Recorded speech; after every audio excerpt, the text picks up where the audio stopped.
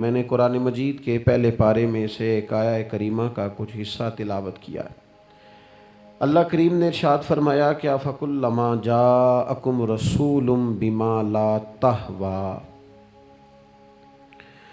فرمایا تو کیا جب تمہارے پاس کوئی رسول وہ چیز لے کے آ جاتے ہیں جو تمہارے نفس کی خواہش نہیں، پیغمبر ایسی چیز تمہارے پاس لے آئے جن کو تمہاری خواہش، تمہارا نفس قبول نہیں کرتا، لا تہوی انفسکم مستکبرتم، جن کو تمہارا نفس قبول نہیں کرتا تو پھر تم تکبر کرتے ہو، تمہارے نفس پر وہ چیز گراں گزرتی ہے، تمہاری خواہش کے وہ چیز خلاف ہوتی ہے، تمہاری مرضی کے مخالف ہوتی ہے، پھر وہ تم اس سے تکبر کرتے ہو، فَفَرِيقًا كَذَّبْتُمْ، تو ایک گروہ ان میں سے انبیاء کو جھٹلاتا ہے معاذ اللہ، ایک گروہ کیا کرتا ہے؟ نبیوں کو جھٹلاتا ہے، نبیوں کو، اور دوسرا اس سے بھی آگے بڑھ جاتا ہے وَفَرِيقًا تَقْتُلُونَ، اور ایک گروہ ان کو شہید کر دیتا ہے۔ انبیاء کرام علیہم السلام کی جو تعلیمات ہوتی ہیں وہ کامل، اکمل اور مکمل ہوتی ہیں۔ انبیاء کرام علیہم السلام معصوم ہوتے ہیں۔ نبیوں میں معاذ اللہ نہ ظاہری طور پر کوئی نقص ہوتا ہے نہ باطنی طور پر نقص ہوتا ہے۔ اللہ تعالیٰ انبیاء کرام علیہم السلام کو بڑے قبیلوں میں پیدا فرماتا ہے، ان قبیلوں میں جو اس دور کے اندر لوگوں میں بڑی قدر کی نگاہ سے دیکھے جاتے ہیں ان میں نبی آتے ہیں۔ انبیاء کرام کو اللہ تعالیٰ حسن و جمال دیتا ہے، قد و قامت دیتا ہے، ان کو اللہ تعالیٰ پر وجیح چہرے دیتا ہے، کامل تعلیمات دیتا ہے۔ اور سب سے بڑی بات یہ ہے کہ انبیاء معصوم ہوتے ہیں، ان کے اندر کوئی نفسانی خواہش ہی نہیں ہوتی، نبی کوئی خطا کرتے ہی نہیں، کامل مکمل اکمل تعلیم نبی لے کے آتے ہیں۔ لیکن اللہ کا قرآن کہتا ہے کہ جب وہ چیزیں تمہاری نفس کی خواہش کے خلاف ہوتی ہیں، چیزیں بالکل مکمل ہیں، کامل ہیں، اکمل ہیں، نبی معصوم ہیں، عام آدمی اگر کوئی بات کرتا ہے تو اس کی بات میں نقص رہ جاتا ہے، کمزوری رہ جاتی ہے، کسی دانشور سے، کسی شاعر سے، کسی ادیب سے، کسی آپ جس نے اپنی دانش بینش کے حساب سے کوئی بات کی ہے، آپ اگر اس سے کوئی تربیت لیتے ہیں تو اس کی بات میں کمزوری رہ جائے گی، عام آدمی ہے۔ انبیاء کرام علیہم السلام کی تعلیمات جو ہوتی ہیں وہ ذاتی نہیں ہوتی، وہ وحی الہی کے ساتھ ہوتی ہیں، ان میں کمزوری کوئی نہیں ہوتی، نقص کوئی نہیں ہوتا۔ انبیاء کرام علیہم السلام خوبصورت ہوتے ہیں، نورانی ہوتے ہیں، یعنی کسی بندے نے معاذ اللہ ان سے کوئی ایسی چیز نہیں دیکھی ہوتی جس سے کہ قباحت پیدا ہو، نقص پیدا ہو۔ انسان دور ہٹے، انہیں اللہ تعالیٰ ظاہری، باطنی، معنوی حسن دے کے دنیا میں بھیجتا ہے، کیوں نہیں لوگ مانتے؟ 950 سال حضرت نوح علیہ السلام نے تبلیغ فرمائی، اور میرے بھائی 1.5 دن میں بندہ تھک جاتا ہے، اکتا جاتا ہے، ہف جاتا ہے، عام آدمی کی بات کر رہا ہوں۔ 950 سال تبلیغ کی، اور تبلیغ کرنے والا بندہ کامل ہے، مکمل ہے، اکمل ہے، درد مند ہے، سونا ہے، نہیں مان رہے لوگ، کیوں؟ قرآن کہتا ہے اس کی وجہ یہ ہے کہ چیزیں وہ ہیں جو ان کی نفس کی خواہش کے خلاف ہیں، جو یہ ان کے نفس کی اور باطنی جو خواہشات ہیں ان کے مخالف ہیں، نہیں مانتے۔ حضرت موسیٰ کلیم علیہ السلام بنی اسرائیل کو نجات دینے کے لیے آئے تھے، راحت دینے کے لیے تشریف لائے تھے، لیکن آپ ان کے مطالبات دیکھیں کس قدر تکلیف دی۔ کبھی کہتے تھے نہیں مانتے جب تک اللہ کو اعلانیہ نہ دیکھ لیں، کبھی وہ کوئی مطالبہ لے کے آ جاتے، کبھی وہ پانی کا مطالبہ کرتے اور کہتے 12 چشمے الگ الگ چاہیے، کبھی وہ من و سلوہ کا مطالبہ کرتے، کبھی کہتے من و سلوہ تو آتا ہے پر یہ ایک جیسا کھانا ہے، ہمیں تو الگ الگ چاہیے، وہ اجناس چاہیے جو زمین سے اگنی ہے۔ حضرت موسیٰ خوبصورت تھے، نورانی تھے، پر وجیح تھے، اور کمال یہ ہے کہ رب کے اتنے پیارے ہیں جن سے رب کلام فرماتا ہے، لیکن قوم ہے کہ تسلیم کرنے کو تیار نہیں، ماننے کو تیار نہیں۔ فقط اتنی بات ہے کہ وہ تعلیمات وہ ہیں جو ان کے نفس کی خواہش کے خلاف ہیں، اور ذرا سا انہیں موقع ملا، حضرت موسیٰ علیہ السلام 40 دنوں کے لیے کوہ طور پہ تشریف لے گئے تو پیچھے سے ایک بچڑے کی پوجا شروع کر دی۔ جناب کلیم واپس آئے تو پھر طرح طرح کی ہیلے بازیاں، حضرت یوسف علیہ السلام کا تو حسن مشہور ہے نا ساری دنیا میں، دنیا جانتی ہے نا کتنے سونے تھے، تو کیا اتنا خوبصورت آدمی بھی کنویں میں ڈال دیا جاتا ہے؟ کیا اتنا حسین آدمی بھی بازار میں بیچ دیا جاتا ہے؟ کیا اس قدر شخص جو ظاہری باطنی طور پر نورانی ہو، اس شخص پر بھی الزامات دھر کے جیل میں ڈال دیا جاتا ہے؟ مخلوق تو فنکار ہے اس درجہ کے پل بھر میں سنگے در کعبہ سے بھی اصنام تراشے، اور تم کون ہو کیا چیز ہے داغے کبابی، لوگوں نے تو مریم پہ بھی الزام تراشے، حضرت مریم سلام اللہ علیہ پر بھی، اور جناب عیسیٰ جن کو اللہ نے کھلے معجزات دیے، کوئی ضرورت تھی کسی اور چیز کی؟ جو بچہ پنگوڑے میں ہی کہہ رہا ہے انی عبداللہ، میں اللہ کا بندہ ہوں، کھلے معجزات اور وہ بھی پنگوڑے میں۔ لیکن قرآن کہتا ہے تعلیمات وہ تھیں کہ جو ان کی نفس کی خواہش کے خلاف تھی، لہذا نفس کی خواہش، وہ جو ایک جگہ پہ قرآن مجید نے کہا نا کچھ لوگوں نے نفس کی خواہش کو خدا بنا لیا، وہ چونکہ خواہشات نفسانیہ کے خلاف تھیں، نتیجہ اس کا یہ نکلا کہ ان لوگوں نے پیغمبروں، رسولوں، انبیاء، اللہ کے محبوب بندوں کو جھٹلا دیا، یہاں تک کہ قتل کر دیا۔ حضرت زکریا علیہ السلام جیسے لوگوں پر آرے چلا دی، شہادتیں ہو گئی انبیاء کی۔ وجہ کیا تھی؟ نفس کی خواہش کے خلاف تعلیمات تھی انبیاء کی، نہیں تسلیم کیا۔ نبی اکرم نور مجسم شفیع معظم صلی اللہ تعالی علیہ وسلم کے نہ سارے معجزات ان لوگوں نے اپنی آنکھوں سے دیکھے تھے، اور ایک دوسرے کے سامنے بیٹھ کے حضور کی تعریفیں کرتے تھے کہ میرا بھتیجا ہے، اس نے کبھی جھوٹ بولا ہو، ہے کبھی امانت میں خیانت کی ہو، ہے کبھی اس کے اندر کوئی نقص دیکھا ہو۔ وہ تعریفیں، وہ خوبصورتیاں، وہ رعنائیاں۔ لیکن جب حضور نے اعلان نبوت کیا نا، اب وہ جو خواہشات نفسانیہ تھی نا، وہ جو باطن کے اندر خواہشات مچلتی تھی، میں سردار ہوں، میرے ڈھیر سارے غلام ہونے چاہیے، میں کسی کو اپنا داماد قبول نہیں کرتا لہذا بیٹی کو زندہ دفن کروں گا، میں یہ کیسے قبول کر لوں کہ غریب آدمی میرے برابر میں آ کے بیٹھ جائے، برادری کی اونچ نیچ کیسے چھوڑ دوں؟ کل تک کہہ رہے تھے آپ صادق ہیں، آپ امین ہیں، آپ حسین ہیں، آپ باوقار ہیں، ہر چیز بیان کر رہے تھے، اور جیسے ہی کہا حضور نے کہ میں اللہ کا رسول بن کے آیا ہوں، جب ماننے کی باری آتی ہے نا، ماننے کی، حضور علیہ السلام پہاڑی پر تشریف فرما ہے، اور کریم محبوب علیہ السلام نے اونچی پہاڑی تھی، اس طرح کوئی آدمی یہاں دیوار پہ اوپر کھڑا ہو جاتا ہے تو آپ تو اس طرف نہیں دیکھ رہے، وہ ادھر بھی دیکھ رہا ہے، ادھر بھی دیکھ رہا ہے۔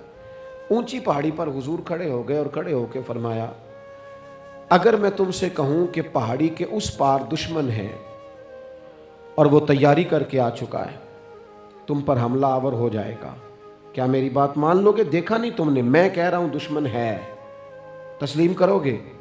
سارے مکے کے لوگ جمع تھے، کہنے لگے کیوں نہیں مانیں گے، آپ صادق بھی ہیں اور امین بھی ہیں، آپ کی زبان سے کبھی جھوٹ نکلا ہی نہیں۔ یہ خاص پیغام حسین کانفرنس میں عرض کرنا ہے آپ کو، بھئی میں اگر کہوں کہ اس طرف دشمن آ گیا ہے، تم نے نہیں دیکھا، میری زبان پر اعتبار کرتے ہو؟ یا رسول اللہ آپ صادق اور امین ہیں، آپ نے کبھی جھوٹ بولا نہیں، خیانت کی نہیں، 100% یقین ہے، مان لیں گے؟ یہ بات ماننے کو تیار ہیں، یہ بات تسلیم کرنے کو تیار ہیں کہ آپ صادق اور امین ہیں، تو حضور نے فرمایا جس زبان سے تم یہ ماننے کو تیار ہو نا کہ اس طرف دشمن کھڑا ہے حملہ کر دے گا، اس زبان سے یہ بھی مان جاؤ کہ میں اللہ کا سچا رسول بن کے آیا ہوں۔ آپ میری بات کو سمجھیں، تھوڑی دیر پہلے بیک وقت کہہ رہے ہیں بالکل آپ جو کہتے ہیں حق اور سچ ہے، اور اب جب کہا میں رسول ہوں مان جاؤ، تو معاذ اللہ تعالیٰ ابو لہب کہنے لگا آپ کے ہاتھ ٹوٹ جائیں، آپ نے ہمیں اس کام کے لیے بلایا تھا، طرح طرح کی بولیاں بولنے لگے۔ جب مفادات پر چوٹ لگتی ہے، جب خواہشات نفس کو چھوڑنا پڑتا ہے، جب ذرا اپنی طبیعت پر کچھ چیزیں بوجھ بنتی ہیں، میرے اصحاب قبلہ عالم فرمایا کرتے تھے ہمارے دشمن جب ہم پر تنقید کرتے ہیں تو کئی باتیں غلط بھی کرتے ہیں لیکن کچھ باتیں ٹھیک بھی ہوتی ہیں، بجائے اس کے کہ ہم اسی وقت اٹھ کے قبول کریں، تسلیم کریں کہ جناب یہ بات جو آپ نے کیا یہ بالکل ٹھیک ہے، میں کھلے دل سے اس کو قبول کرتا ہوں. اتنی جرت کون کرے؟ اتنی ہمت کا مظاہرہ کون کرے؟ وہ چیزیں جو ہمارے نفس کی خواہش کے خلاف ہوتی ہیں ہم قبول کرنے کو تیار ہی نہیں ہوتے. لیکن جو مزاج دین ہمیں عطا کرتا ہے، وہ دین ہمیں یہ عطا کرتا ہے کہ جب تم یہ دیکھو نا کہ بات جو ہو رہی ہے وہ بات ٹھیک ہے، اگرچہ میرے مفادات کے بھی خلاف ہے، اگرچہ میرے نفس کی خواہش کے بھی خلاف ہے، اگرچہ میری سرداری کے بھی خلاف ہو سکتا ہے، میرا مالی نقصان بھی ہو، لیکن چونکہ ٹھیک ہے لہذا مجھے قبول کر لینی چاہیے. یہ جرت پیدا کریں اپنے دل کے اندر، یہ طاقت پیدا کریں. یہ آج کا پیغام ہے. آپ دیکھیے حضرت فاروق اعظم رضی اللہ تعالیٰ عنہ نے مسئلہ بیان کیا تو جناب فاروق اعظم رضی اللہ تعالیٰ عنہ نے اس مسئلے میں عورتوں کے مہر کے متعلقہ، جو حق مہر ہوتا ہے خاتون کا، اس کے متعلقہ جناب عمر نے کوئی مسئلہ بیان کیا. تو آپ جمعہ پڑھا کے باہر نکلے تو ایک خاتون کھڑی تھی دروازے پر، کہنے لگی امیر المومنین حد ہو گئی ہے، آپ عورتوں کو مہر لینے پر پابندی لگا رہے ہیں، اتنا لینا اتنا نہ لینا، اور اللہ رسول نے کھلی اجازت دی ہے جتنا مرضی لے لیں. اس خاتون نے دلائل پیش کیے. اب امیر المومنین کے سامنے، ایک تو ہے کہ عام مرد کے سامنے عورت بات کرے تو لوگ قبول نہیں کرتے، اور 22 لاکھ مربع میل کا حکمران اور جس کے بارے میں معروف ہے کہ ان کا درہ ہر وقت چلتا ہے، اس خاتون نے جناب عمر سے کہا کہ جناب مسئلہ یوں ہے، آپ نے یوں بیان کیا ہے. اب ارد گرد لوگ کھڑے تھے، کسی نے یہ نہیں کہا گستاخ معاذ اللہ تو کیا کہہ رہی ہے، امیر المومنین کے سامنے کلام کرتی ہے. بات حق تھی، کسی نے جرت نہیں کی. ایک شخص حضرت عمر سے کہنے لگے حضور آپ کچھ بولتے کیوں نہیں، کچھ تبصرہ کریں. فرمانے لگے بولنا کیا ہے، ایک مرد نے خطا کی ہے اور ایک عورت ٹھیک کہہ رہی ہے، اس کی بات درست ہے، میں کھلے دل سے قبول کرتا ہوں. نفس پر گرچہ چوٹ لگتی ہے اسے قبول کریں. کیوں حق کے معاملے میں حضرت صاحب بندے بڑے اچھے ہیں، قبلہ بڑے نفیس آدمی، اور جناب ان کی طبیعت بڑی اچھی ہے، تو پھر آپ قبول کر لیں ان کی بات کو. کہتے ہیں آپ دعا کریں میرے لیے میں قبول کر لوں، آپ دعا کریں میں ٹھیک ہو جاؤں. او خدا کے بندے، جسے تو ٹھیک سمجھ رہا ہے اس کی بات کو قبول کر، اس بات کا قائل ہو جا، اس پر عمل کر.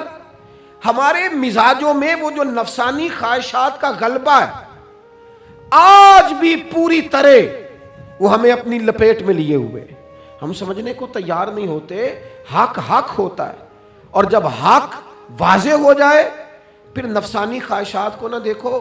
نفس ایک بچے کی طرح ہے، اس کی ایک بات مانو گے دوسری خواہش کرے گا، دوسری بات مانو گے تیسری خواہش کرے گا. اللہ کے محبوب علیہ السلام نے دعا فرمائی ہے، مسند امام احمد بن حنبل میں موجود ہے. حضور اللہ کی بارگاہ میں عرض کرتے ہیں تعلیم امت کے لیے، صرف ہمیں سمجھانے کے لیے، ورنہ تو معصوم عن الخطا ہے. محبوب اللہ کی بارگاہ میں عرض کرتے ہیں اے اللہ مجھے اس خواہش سے بچانا جو ایک اور خواہش میں مبتلا کر دے، اس خواہش سے بچانا جو خواہشات کے دروازے کھول. ہم اپنے نفس کو لے کر دین کے مقابلے میں کھڑے ہو گئے. میری برادری کہتی ہے کہ شادی میں ڈھول بجے گا، تماشا ہوگا، اور اللہ رسول کہتے ہیں کہ اس میں شریعت کا بول بالا ہوگا، پتہ چلے گا جیتتا کون ہے. میری اولاد کہتی ہے کہ اس رستے جانا ہے، رب رسول فرماتے ہیں اس راہ پہ جانا ہے. نفس کی خواہش اور ہے، اللہ رسول کا حکم اور ہے، ہم اس کو تسلیم کرنے کو تیار نہیں ہوتے. معافی مانگنی پڑ گئی ہے ایک بندے سے. ہماری جو بنائی ہوئے قبیلے اور برادریوں میں اونچ نیچ ہے اس کے حساب سے ہم بڑے قبیلے سے ہیں، وہ چھوٹی قبیلے سے ہم نے جو بنائی ہے، ورنہ تو قبیلے فقط تعارف کے لیے ہوتے. معذرت کرنی پڑ گئی ہے، لیکن کمال ہے ہمارے مزاج میں وہ پیدا ہو. اللہ رسول کو راضی کرنے کے لیے تھوڑی دیر اپنے نفس کو کچلے. ممکن ہے ایسا ہو، کرتے ہی نہیں ایسا، مزاج نہیں بنایا. ہمارے نفس کی خواہش کے مطابق اگر چلے پھر سارا. آپ یقین کریں لوگ استادوں کے پاس جا کے عزتیں اور پروٹوکول ڈھونڈتے ہیں، پیروں کے پاس جا کے عزتیں اور پروٹوکول ڈھونڈتے ہیں. ایسی جگہوں پہ جہاں پروٹوکول دینے کی باری تھی وہاں بھی لینے کے چکر میں پڑ جاتے. دینی کاموں میں اگر 4 لوگ ایک جگہ پہ اکٹھے کیے جاتے ہیں نا، یہاں دینی کام کر لو، تو وہاں جھگڑا شروع ہو جاتا ہے. دینی کام تو کرنا ہے پر آگے کون لگے گا. دینی کام تو کرنا ہے، پر اس میں سربراہی کس کو ملے گی؟ دینی کام تو کرنا ہے، اس میں نام کس کا ہوگا؟ اس میں بڑا قد کس کا شمار کیا جائے؟ اس طرح قومیں آگے بڑھتی ہیں۔ اہل حق اس طرح ہوتے ہیں، سب سے آگے اپنے نفس کو رکھا جائے اور پھر انسان کا انقلاب آ جائے، یہ کیسے ممکن ہے؟ حضرت ابو ذر غفاری، میں قربان اس شخص پر، سیدنا ابو ذر غفاری، اس امت کے درویش فقیر، ایسا شخص جس کے بارے میں محبوب نے فرمایا زمین کے اوپر اور آسمان کے نیچے میرے ابو ذر سے سچا بندہ کوئی نہیں۔ اتنا بڑا آدمی زندگی فقر و فاقے میں گزار دی، اپنے مزاج پر طاری کر لی چیزیں کہ بس وہ سادگی جو ہمیں ہمارے رسول نے سکھائی ہے اسی میں رہنا ہے۔ حضرت ابو ذر غفاری گفتگو ہو رہی تھی، بات چیت ہو رہی تھی، جناب بلال حبشی رضی اللہ تعالیٰ عنہ کے ساتھ محو کلام تھے۔ حضرت بلال نے اپنے آپ کو سمجھا لیا تھا کہ میں دروازہ رسول کا گدا ہوں۔ کچھ لوگ نا غلام بے دام ہوتے ہیں، بے دام۔ ہمارے ہاں نا کچھ لوگوں کا پروٹوکول ہوتا ہے، اور کچھ لوگ ایسے ہوتے ہیں جو صبح سے لے کے شام تک جھاڑو دے رہے ہوتے ہیں، خدمتیں کر رہے ہوتے ہیں۔ میں آپ کو صحیح معنوں میں بتاؤں تو اصل حقدار وہ ہوتے ہیں لوگ، اصل ڈیوٹیاں ان لوگوں کی ہوتی ہیں۔ حضرت بلال حبشی نے طے کر لیا تھا کہ میں نے بس نوکری کرنی اور توجہ سے کرنی ہے۔ اور میں آپ کو دل کی بات بتاؤں، میں نے بڑے کیمرے دیکھے اپنی زندگی میں، میں نے بڑا کچھ دیکھا تھوڑے وقت میں۔ میں آپ سے عرض کروں، وہ بڑی مزیدار زندگی ہوتی ہے جس میں انسان تھوڑا پیچھے بیٹھا ہوا ہوتا ہے، جس میں نا بہت سارے کام ہیں۔ میں تھوڑے دن پہلے ایک جگہ جماعت کرانے کے لیے کھڑا ہوا، ایک صاحب نے جماعت کی ویڈیو بنانی شروع کر دی، بعد میں مجھے دوست بتانے لگے، وہ خدا کے بندے، عبادت تقریر میں کبھی رونا آ جاتا تھا، دعا میں رونا آ جاتا تھا، میں نے ضبط کرنا شروع کر دیا، چھوڑ دیا۔ لوگ آنسو بیچنے لگ جاتے، پیر صاحب رو پڑے۔ پیر صاحب کس بات پہ روئے؟ او خدا کے بندو، پیر کو معافی لے لینے دو اللہ رسول سے، اپنے لیے اپنے سنگیوں کے لیے اللہ کے حضور اسے آنسو بہانے دو۔ کوئی چیز تو کیمرے سے باہر رہے، کچھ چیز تو۔ کیا خوبصورت لفظ ہے مولا علی شیر خدا کے، فرماتے ہیں اسے مبارک ہو جسے تھوڑے لوگ جانتے، اسے مبارک ہو سے ثبوت نہ پچھو میتھوں، پلائے نظر کرم کا دھوئی، اے میں جانا یا دل بر جانے غیر نہ جانے کوئی، میں مسکین پرانا خادم کسے در ملی نہ ٹوئی، یہ تے واصف یار نے نظر جو کی تھی تے واصف ہی ہوئی۔ یہ تو اس کا فیصلہ ہے، ہمارے لیے مقام شکر ہے، ہر مقام پر شکر گزار ہیں، عاجزی کرتے ہیں، لیکن جو معاشرے کا ماحول بن گیا، یعنی ایک بندے سے بھی آپ بغیر کیمرے کے ملاقات ہی نہیں کر سکتے۔ وہ زیارت کرنے آتا ہے اور وہ ساتھ کہتا ہے 30 سیکنڈ کا میں نے کلپ بھی بنانا ہے، تو زیارت ہو گئی، بس ختم ہو گئی بات۔ یہ کون سی زیارت ہے جو تمہیں قید بھی کرنی ہے ساتھ؟ خدا کا خوف کریں، کیا کس طرف ہم جا رہے ہیں؟ بہرحال عام دام برسر مطلب، حضرت بلال حبشی نے طے کر لیا تھا اپنی زندگی میں سادگی، پیچھے پیچھے رہنا ہے۔ وہ شہرت سے بچنے والا پیچھے پیچھے رہتا ہے، اور میرا جی چاہتا ہے ساری غزلیں اس ظالم کے نام کریں۔ کچھ لوگ طے کر لیتے ہیں میں نے پیچھے پیچھے رہنا ہے، ان کے اعلان کیے جاتے ہیں، بلایا جاتا ہے، پھر بھی پیچھے نکل جاتے ہیں۔ جو عرض کرنا چاہتا ہوں، حضرت سیدنا بلال حبشی نے طے کر لیا تھا۔ ایک دن کسی بات میں نا ہو جاتا ہے رائے کا اختلاف، رائے کے اختلاف کو کبھی مخالفت نہ بنائیں، اپنوں سے اختلاف ہو تو اختلاف رائے رکھیں، رائے دیں، حکم کبھی نہ دیں۔ ہمارے یہاں لوگ حکم دیتے ہیں، رائے نہیں دیتے، بعد میں ادھر ادھر بیٹھ کے شکوے کرتے ہیں، دسو جی میری منی نہیں نے، وہ بھی تیرے سے مشورہ لیا تھا، قبول بھی ہو سکتا ہے، رد بھی ہو سکتا ہے، ختم ہو گئی بات۔ کسی بات میں جناب ابو ذر غفاری کا اور حضرت بلال حبشی کا رائے کا اختلاف ہو گیا۔ اب حضرت بلال حبشی غلام ہے، جناب ابو ذر بڑے قبیلے سے، تو جناب ابو ذر غفاری نے بات کرتے کرتے حضرت بلال کو کہہ دیا، او حبشن کے بیٹے، تھے بھی وہ حبشن کے بیٹے، لیکن حضرت بلال کے دل کو تکلیف ہوئی۔ بعض لوگ کہتے ہیں میں نے سچ ہی بولا ہے، سچ اپنے بارے میں بولنا، تو دوسروں کے بارے میں سچ بولتا ہے، اپنے بارے میں بول، صرف تو دوسروں کے لیے بولے۔ او جی میں نے سچ ہی تو بولا تھا۔ سچ بولنے کی بھی حکمت ہے، سچ بولنے کی سب سے بڑا سچ کسی کو اللہ کی طرف بلانا ہے، اور میرا رب فرماتا ہے ادعو الی سبیل ربک بالحکمہ، کسی کو اللہ کی طرف بھی بلاؤ تو دانائی کے ساتھ بلاؤ، حکمت کے ساتھ۔ سب سے بڑا سچ بھی بولو تو دانائی کے ساتھ بولو۔ تو نے سچ بولا ہے اور تو نے لوگوں کا کلیجہ چیر کے رکھ دیا ہے؟ یہ کیا انداز ہوا تیرا سچ بولنے کا؟ یہ کیا طریقہ ہوا؟ حضرت سیدنا بلال حبشی رضی اللہ تعالیٰ عنہ کو جناب ابو ذر غفاری نے کہا حبشن کے بیٹے بات سچی تھی۔ حضرت بلال کو تکلیف ہوئی، کونے میں بیٹھ کے روئے، اور غلام روئے اور آقا کو خبر نہ ہو، تڑپے جو ہم یہاں تو مدینے خبر گئی۔ حضور علیہ الصلوۃ والسلام پتہ چلا، محبوب نے منبر سجایا۔ حضور کی عادت تھی نامینیٹ کر کے اصلاح نہیں کرتے تھے، بائی نیم نہیں، نامزد کر کے نہیں، اوورال بات کر دیتے، سمجھنے والے سمجھ جاتے۔ حضور فرمانے لگے لوگوں کو کیا ہو گیا ہے؟ میں نے تو جاہلیت کی ساری باتیں پاؤں تلے رون دی تھی، ابھی بھی کہتے ہیں بلال کو حبشن کا بیٹا۔ حضرت ابو ذر غفاری کہتے ہیں باقی تو کوئی نہ سمجھے تو میں سمجھ گیا۔ بڑا مشکل ہوتا ہے مجمعوں میں اٹھ کے معافی مانگنا۔ ہمارے ہاں بعض لوگ معافی بھی اس طرح مانگتے ہیں کہ یوں لگتا ہے گن بھی ساتھ پکڑی ہوئی ہے، معافی دو ورنہ گولی مار دوں گا۔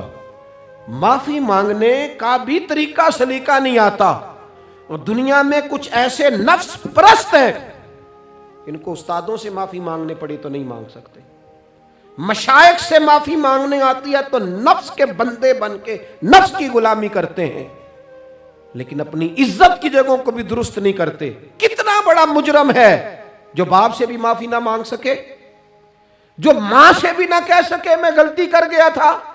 اتنی بڑی نفس پرستی، تو نے آقا بنا لیا اپنے نفس کو اپنا۔ مجمعوں میں معافی مانگنا، اعتراف کرنا، حق کو قبول کرنا، اپنے نفس کو ذبح کرنا۔ حضرت ابو ذر غفاری مجمع کے بیچ اٹھ کے کھڑے ہوئے، چمکتا دمکتا چہرہ، قبولیت حق کا جذبہ، اپنے نفس کو چیر دینا اور اس پر پاؤں رکھ کے رب رسول کا قرب حاصل کرنے کا ذائقہ۔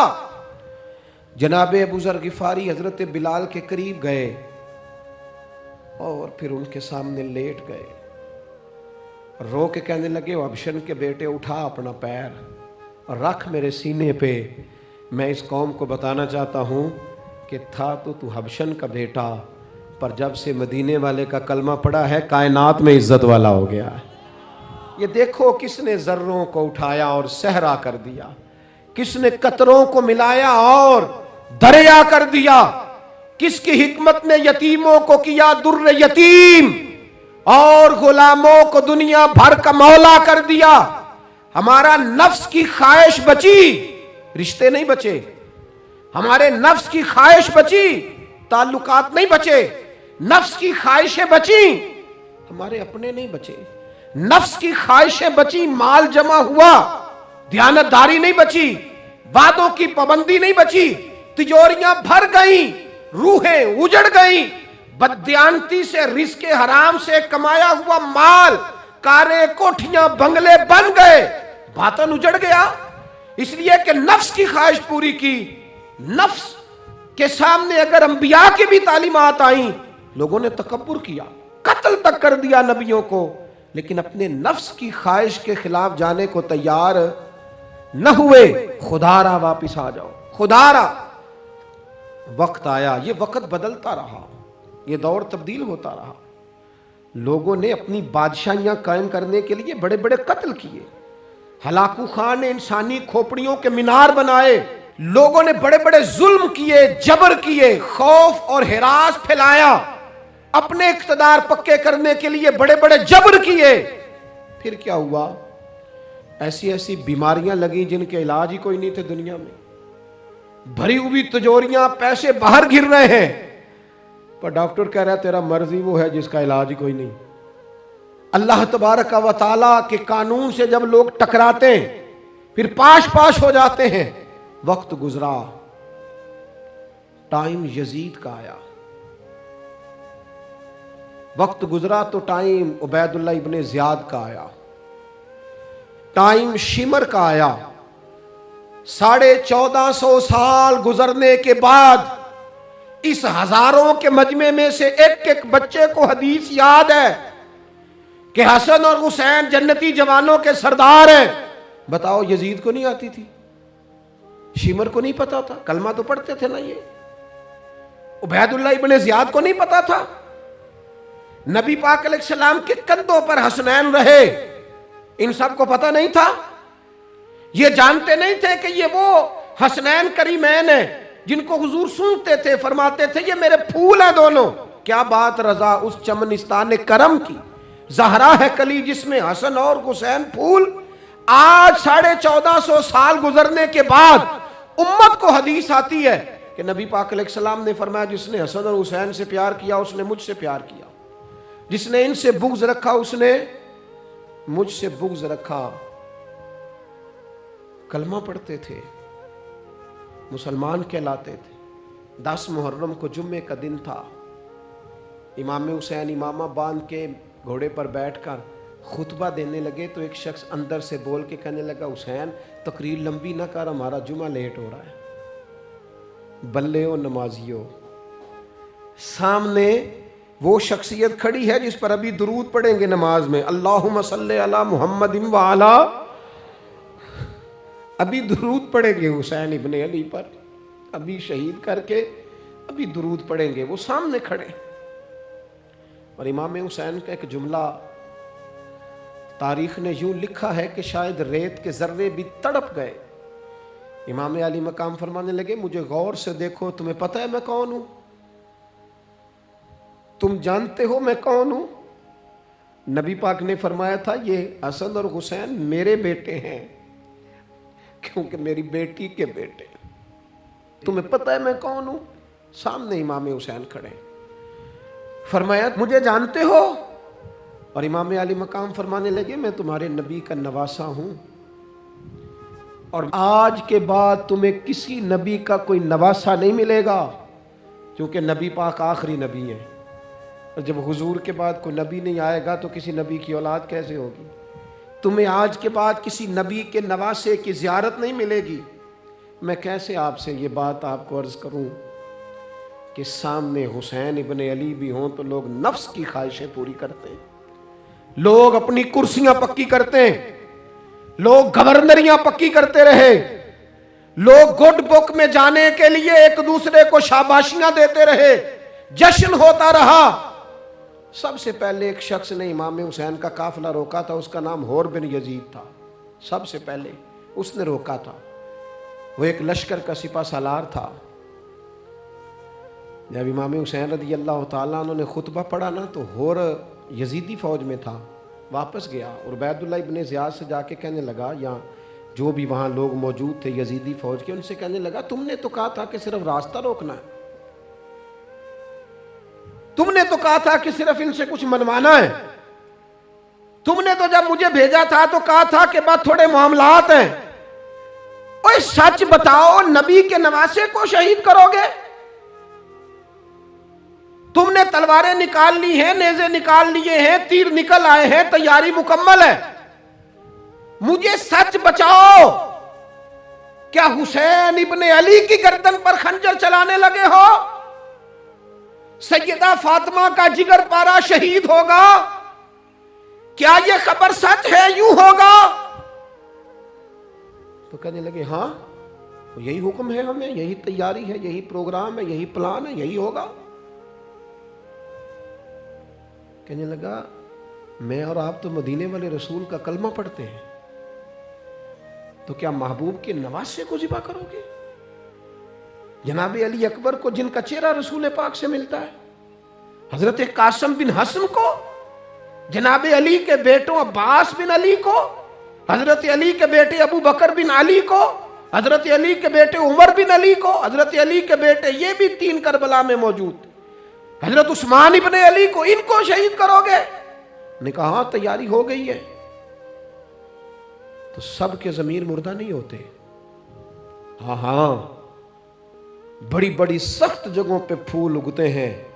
حور نے جب ان سے کہا کہ تمہارا پکا ارادہ ہے، کہا پکا ارادہ ہے، تو اس نے کہا یہ زیرہ پکڑو، یہ عہدہ پکڑو، مجھے تمہارا دیا ہوا عہدہ نہیں چاہیے، حسین کے نانا کی دی ہوئی جنت درکار ہے، یہ رکھو اپنے پاس، مجھے تمہارا۔ ایڑی لگائی اس نے اور دوڑا اور امام حسین کے قدموں میں گیا، کہنے لگا حضور میں مجرم ہوں، میں خطا کار ہوں، میں نے سب سے پہلے آپ کو روکا تھا، پر مجھے قسم ہے اللہ کی، میں جانتا نہیں تھا ان کا ارادہ کیا ہے۔ حضور بھول گیا، غلطی کر بیٹھا، یہ انتے ہوں گے، ان کی آنکھوں میں پٹی بندی ہوگی، اور مجھے تو پتہ ہے نا کہ دنیا کو پھر محمد کا نواسہ نہ ملے گا، مجھے خبر ہے۔ اگر معافی مانگوں تو معاف کر دو گے؟ پہلا مجرم ہوں، میں نے روکا ہے۔ اگر آ جاؤں تو قبول کر لو گے؟ یہ ظرف، یہ حوصلے، یہ توانائیاں اگر ہیں تو سیدہ فاطمہ کے دودھ میں ہیں، یہ شیر خدا کی تربیت میں ہیں، یہ محبوب نے جو ان کی زبانوں کو چوسا تو اس کرم میں ہے۔ حضرت امام حسین نے اٹھ کے سینہ یوں چوڑا کیا، ہاتھ پھیلائے، فرمایا آجا، لگ جانا میرے سینے کے ساتھ، تو آ جانا، تو نے دیر کی، ہم تو پہلے سے منتظر تھے، تو آ جا، تیری ساری معاف ہیں۔ ہور کے مقدر جاگے، امام علی مقام کے لشکر میں شامل ہوا۔ بعض نے لکھا ہے جو لوگ ابتدا میں شہید ہوئے امام حسین کی طرف سے، ان میں ہور شامل۔ خدا را، کچھ خواہشات، کچھ نفسانی باتیں چھوڑ دو۔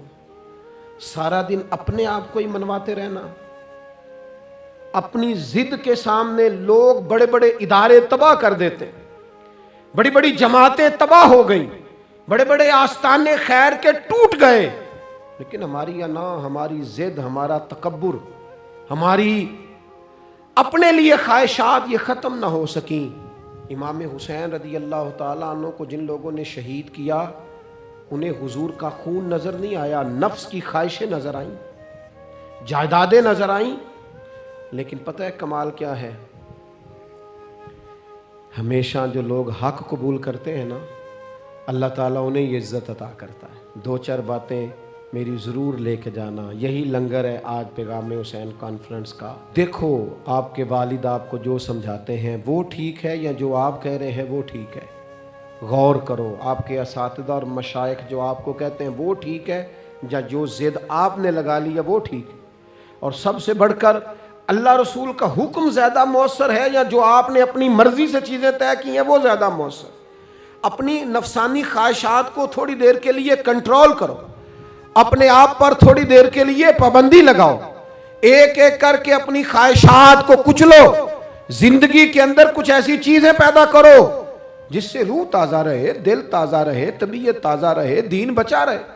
جتنی طلاقیں ہوتی ہیں نا معاشرے میں، ہم سے اگر دن میں 100 لوگ مسئلہ پوچھتے ہیں تو 95 طلاق والے ہوتے ہیں، سوائے اس کے کہ نہ میاں ہارنے کو تیار تھا، نہ بیوی ہارنے کو تیار تھی، بالآخر رشتہ ہی ہارا، دونوں کے ہوتے ہوئے بچے یتیموں جیسی زندگی گزارنے لگے۔